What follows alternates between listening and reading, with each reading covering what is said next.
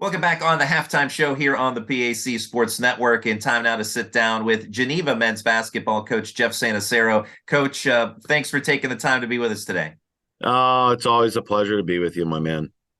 Likewise, always a lot of fun. And Coach, bolstered by an experienced and talented team, Geneva picked second in the PAC preseason poll. Through the first handful of games, what are your thoughts on this year's group? To this point in the year. Well, I mean, I think I've been pleased with our progress. Like you said, we have a good core group. Obviously, the returning player of the year helps in Lyle Tipton. Ryan Raychick is a pretty good player as well. I mean, he's just playing with a guy that's really good too. So he kind of gets overshadowed a lot, but equally important. So I've been pleased with the progress. I've been pleased with how they've taken the new kids and have mentored them. What's important, what's not important. It's a good group of kids, Randy. I enjoy being around them and coming to practice every day, which I enjoy anyway, but they bring a little bit of tenacity, a little bit of humor, so the freshmen are kind of funny guys. And so it's been a good start to the season. Yeah, when you look at the Geneva roster, obviously you have to start with Lyle Tipton. He tops the list, the reigning PAC Player of the Year, a guy who can impact the game in so many ways. What impresses you most on what Lyle Tipton does on a day-to-day basis? Well, I think that's exactly what you said. He's in the gym every day. I mean, I tell the story after his freshman season that we had our evaluation meetings like we always do, and I said, Lyle, I said you need to develop A, B, and C, whether it was his outside jump shot, his three, work on his ball handling, his strength. I mean, he went back in the sophomore year, he was better, right? I mean, he was stronger. You could see, but he's just, when we lost in the semifinals in the PAC, he was in the gym that night shooting after the game because he didn't play very well. He just has.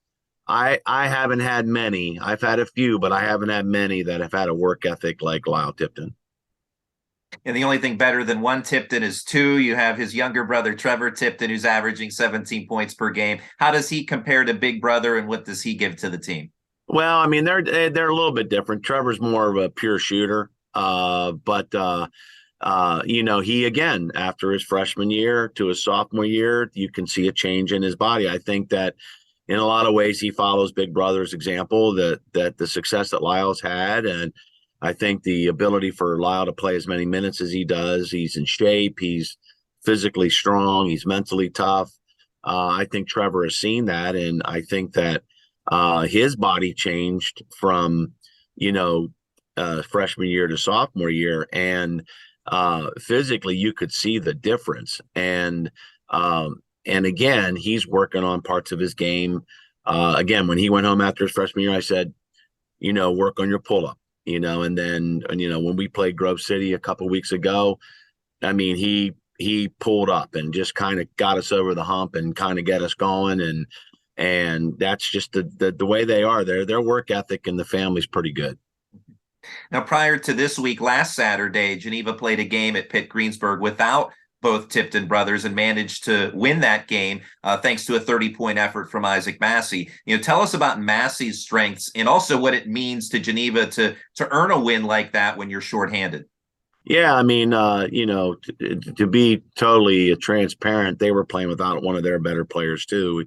The flu bug got the guys, and Isaac stepped up. I mean, Isaac's had he didn't have the best game against Chatham before Thanksgiving, and he kind of took it personal. So he came back with a kind of renewed vigor, and I was pleased. And he's capable of doing that. Maybe not scoring 30 points, but taking over a game, which he has already this year. The Teal game, for example, was another good game that he kind of took over and kind of spread the floor a little bit. So he's capable of doing that. Do I expect 30 points from Isaac Massey? No. Did I feel that he had to shoulder the burden a little bit more with him and Ryan and Mark? Yeah, absolutely. And I think they both came to the task of doing that, and they did it quite well.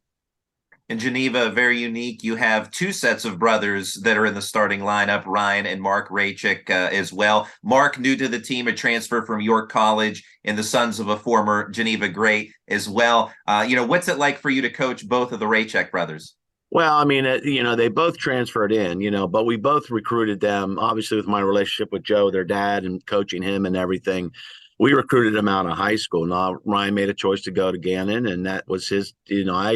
I want every kid, if he's deserving of a scholarship, he should go get a scholarship. But I always told him that he had a home, if anything didn't work out, and because we do talk about family here a lot in our culture, and I told Mark the same thing, and they just got into situations where they just weren't happy, and they gave me a call, and obviously went into the portal. And but I'm not a portal watcher like a lot of other guys are.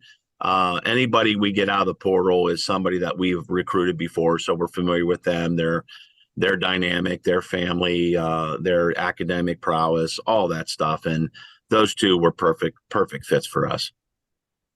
Freshman Jonathan Berdovich, he's one of the top players off the bench following a great career at Heartland Christian High School in Ohio. what does he add to the roster?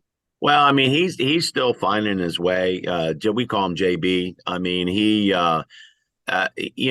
kind of learning the college game. He's short in stature, but his heart is big as a 6'8" guy. He wants to do well and whatnot. He's a very talented kid. He's really acclimating to the college game, the strength of it, the speed of it, going to the basket and hit a little bit, not getting a foul call like you normally do in high school games, So I thought he had a couple breakout games. I thought the Pitt Greensburg was one of them, and I thought a couple other ones were good for him to get some. I thought the Chatham game down there was good for him too. So we're looking for big things from him, and he's starting to come, and he's getting a little bit more confidence as he goes.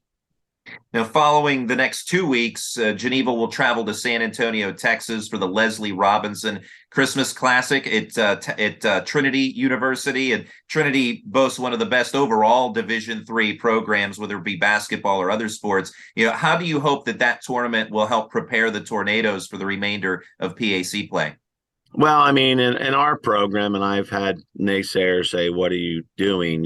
But we always believe in playing good talent to get us ready for conference play. I've been trying. The old coach and I, we served on an NCAA committee way back, and I kept on trying to get down there, but it just didn't work out schedule wise, and they weren't offering a guarantee or anything. So it's kind of, I can't go to my administration and say, I want to go to San Antonio for no money, So the guys got to raise support for that too, but. It just worked out.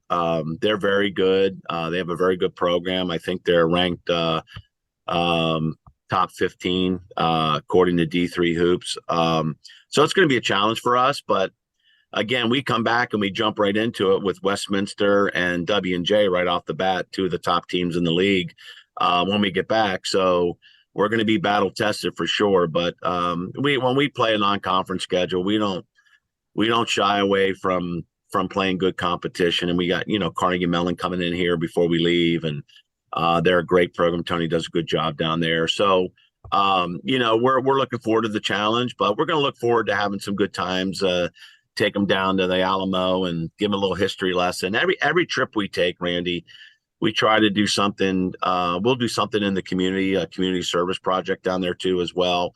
We try to get involved in the community and help out a little bit. And then also give them an educational basis of stuff that happened in the world and just make them better people. And but we'll have some good time. We'll take them down the Riverwalk and have some good time. So now, as the dean of coaches in the PAC, it's always fun to get your perspective on the conference. W&J is the reigning champ. Geneva considered one of the top challengers this season. What is your perspective on the landscape of PAC men's basketball?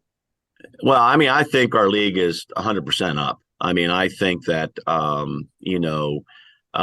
people have built their programs in a way that fits their styles. Any given night, anybody can beat anybody, which makes it fun for a coach. It's kind of stressful, because sometimes you can walk into a gym and say, we're pretty good. We're better than this team. But in the PAC, it's just, it's a battle every night.